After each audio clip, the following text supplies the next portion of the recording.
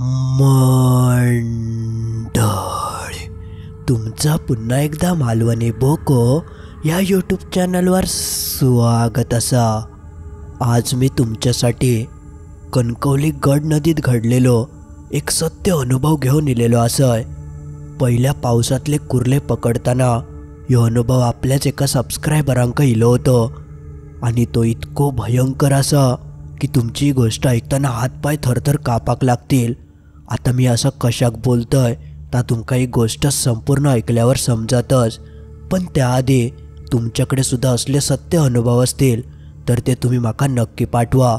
आणि अजून ह्या चॅनल सबस्क्राईब करूक नशाल तर नक्की सबस्क्राईब करा। चला तर मग लगेचच वळूया आपल्या आजच्या ह्या भयंकर सत्य अनुभवाकडे।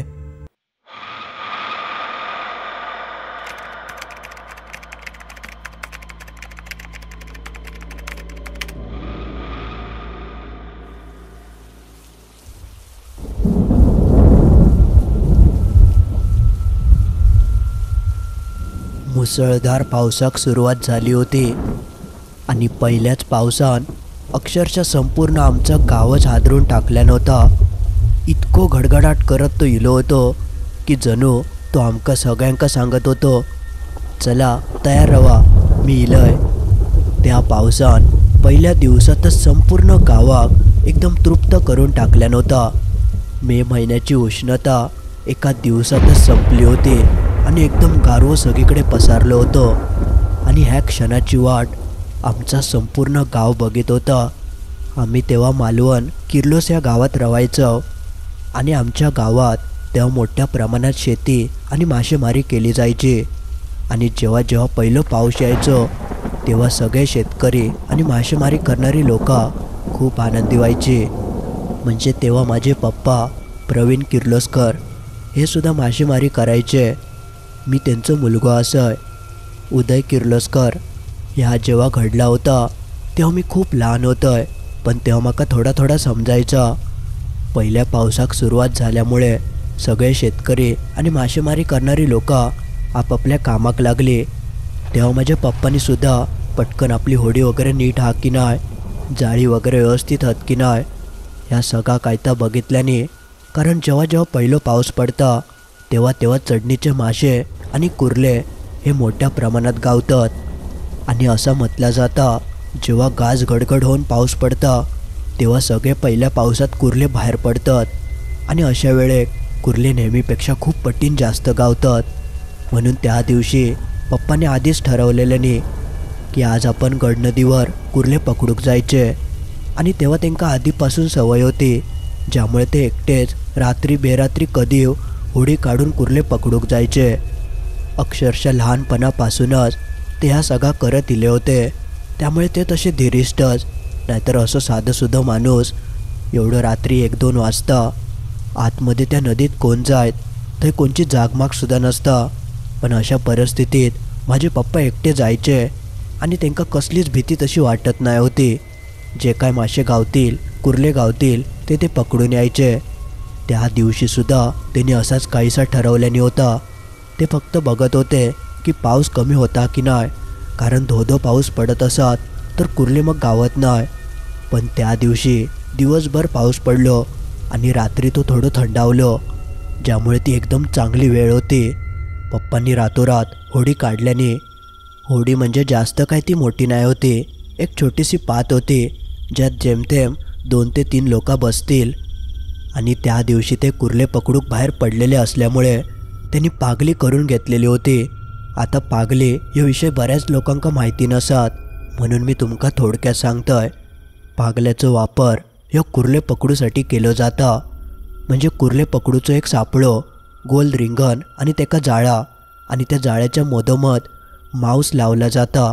तेव्हा माझे पप्पा मोरीचा मांस लावायचे, कारण मोरीच्या मांसाक कुर्ले लगेच खेचले जायचे आणि मग मोठ्या प्रमाणात कुर्ले गावायचे। ह्यो माझ्या पप्पांचा लहानपणापासूनचाच अनुभव होतो, त्यामुळे कुर्ले पकडूचं त्यांका काय सांगाक नको। त्यांनी त्या सगळा एकत्र गोळा केल्याने, सगळी पागली वगैरे व्यवस्थित भरल्याने आणि ते आपले रात्री 10:30-11:15 दरम्यान आपल्या ठरलेल्या ठिकाणी जाऊक लागले। तशी कणकवलीची गड नदी ही काय छोटी नाही, त्यामुळे असे बरेचसे जागा होते ज्या ठिकाणी त्यावेळी कोण लोक जायतव नाही होती, कारण ते अडचणीचे जागा असायचे, होडी जाऊक जागा नसायची, त्यामुळे वाट करून जाऊचं लागायचं.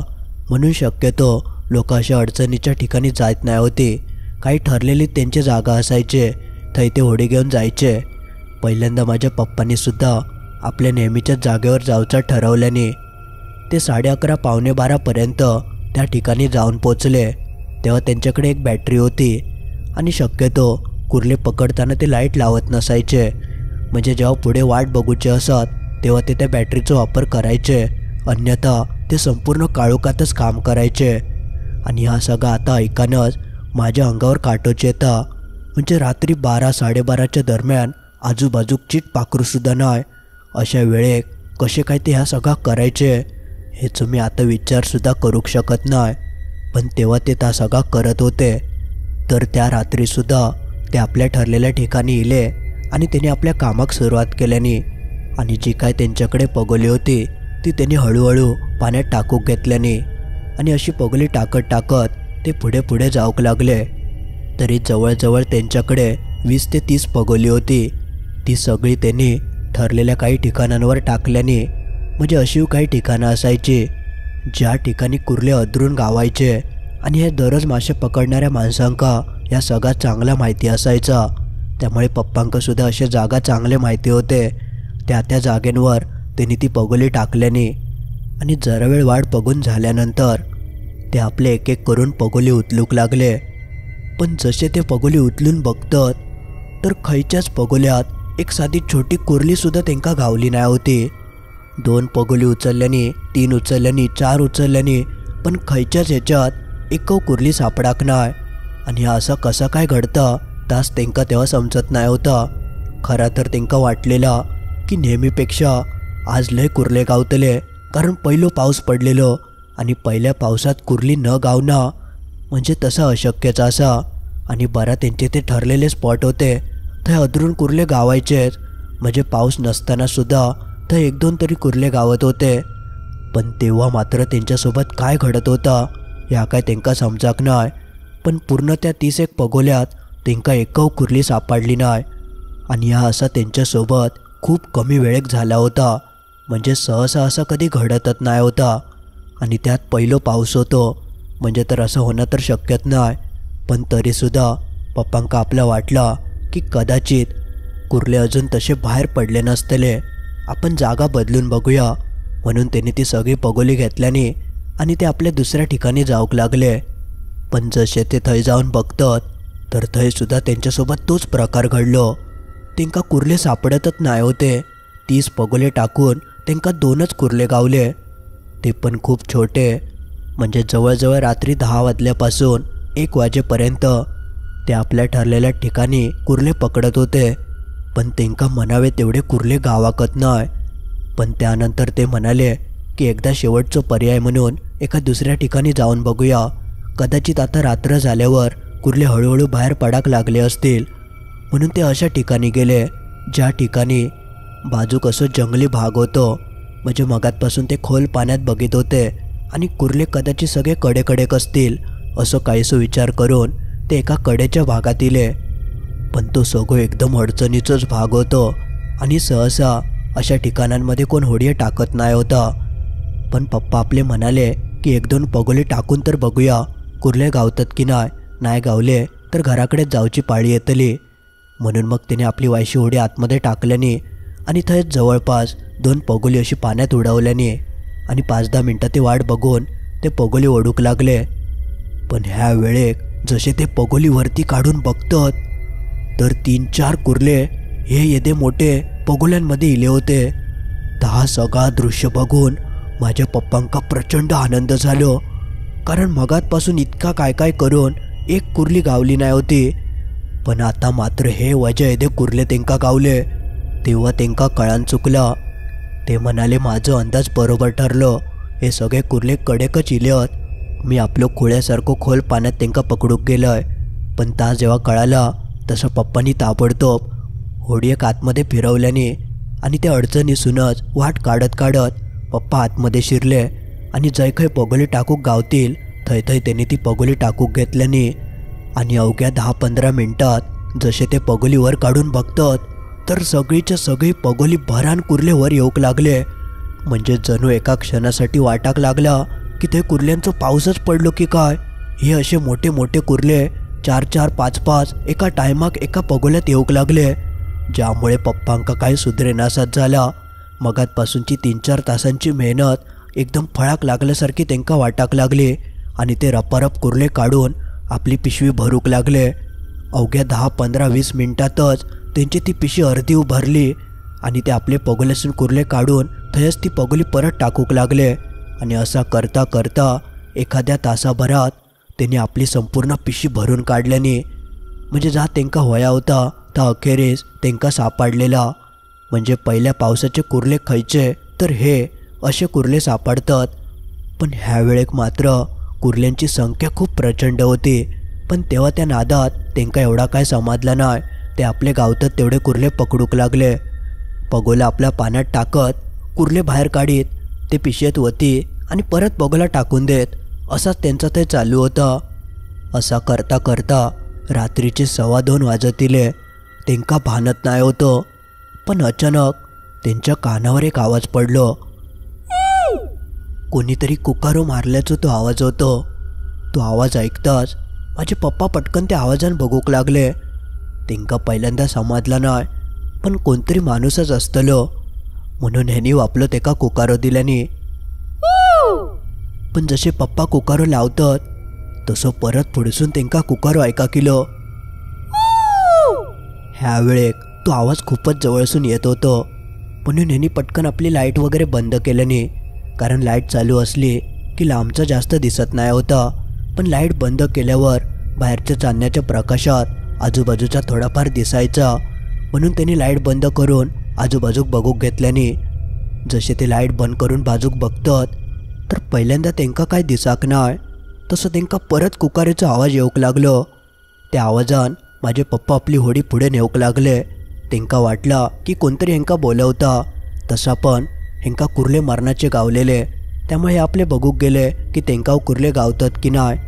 आणि तसे सगळेच माझ्या पप्पांचे तेव्हा ओळखीचे होते, त्यामुळे यांचं असं भास झालं की कोणतरी ओळखीचंच असतलो.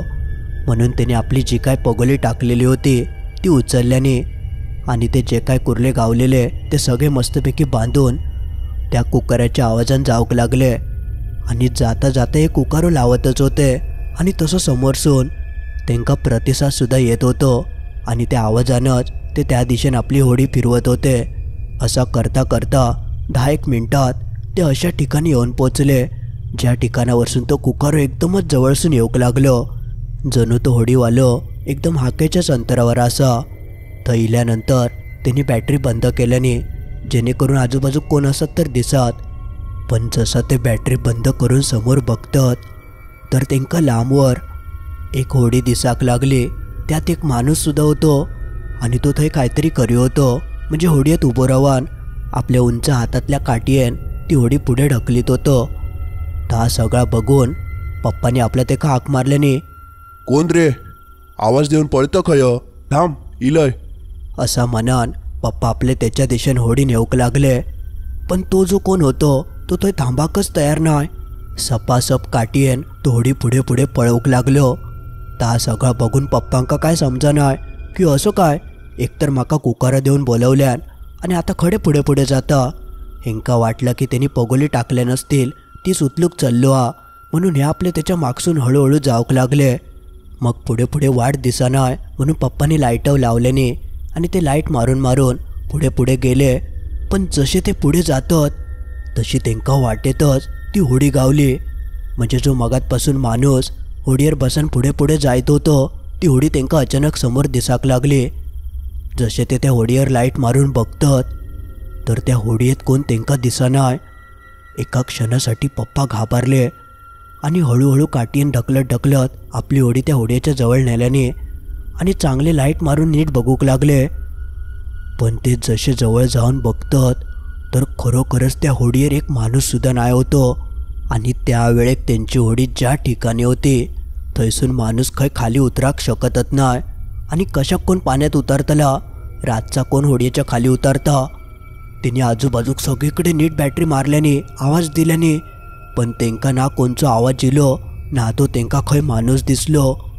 जेव्हा ह्या सगळा घडला तेव्हा मात्र तेंका सरसराम थंय घाम फुटलो.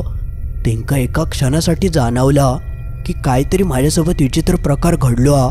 पण अजूनही तेंका पटत नाही होता की असा कसा काय झाला. माणूस मगाशी तर मी स्पष्ट बघितलंय, मग तो गेलो खंय.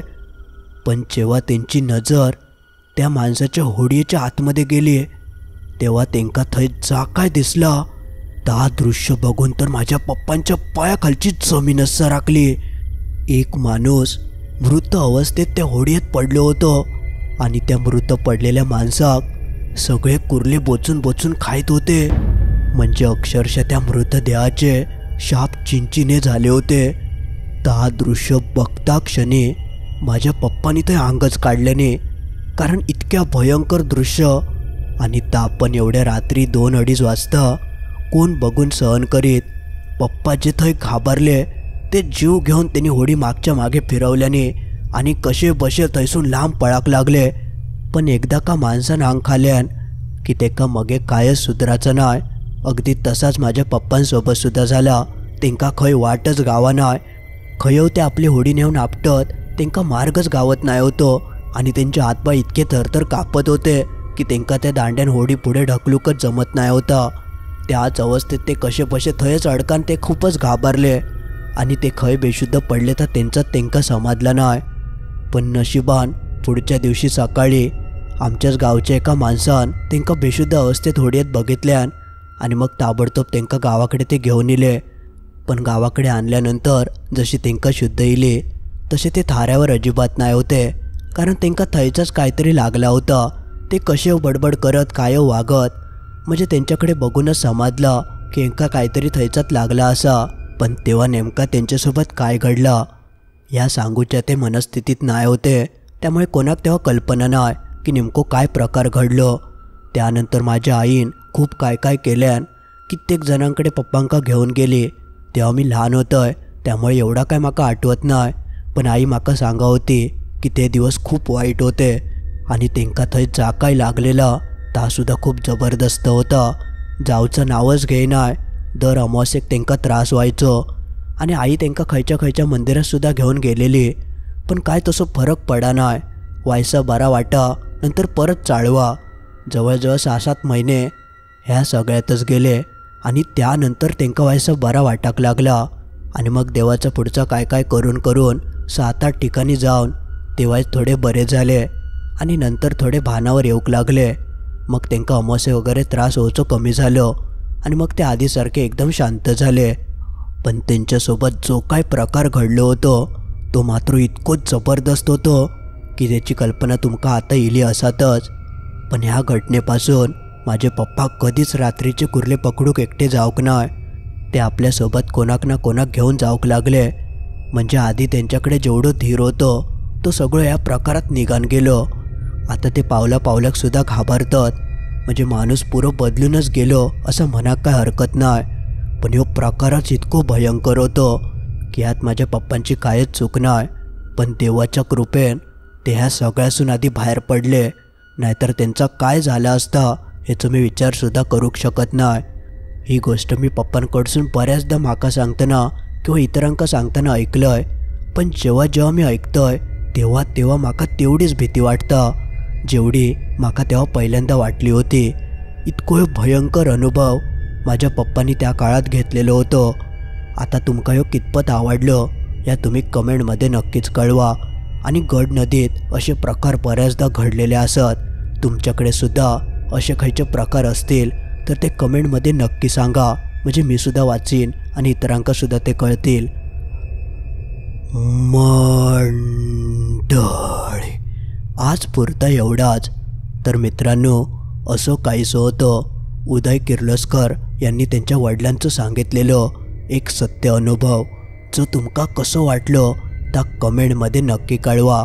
आणि तुमच्याकडे सुद्धा असले सत्य अनुभव असतील तर ते तुम्ही माका नक्की पाठवा, म्हणजे मी त्यावर अशी व्हिडिओ बनवेन. आणि तुमका ही गोष्ट आवडली असातच, त्यामुळे लाईक करूक विसरा नको. आणि सबस्क्राईब तर तुम्ही केला असालच. चुकन जर कोणचा रावला असात तर लगेच सबस्क्राईबसुद्धा करून टाका. चला तर मग लवकरच भेटाया अशीच काहीशी भयंकर आणि सत्य घटना घेऊन बुधवारी ठीक रात्री 10:30 वाजता.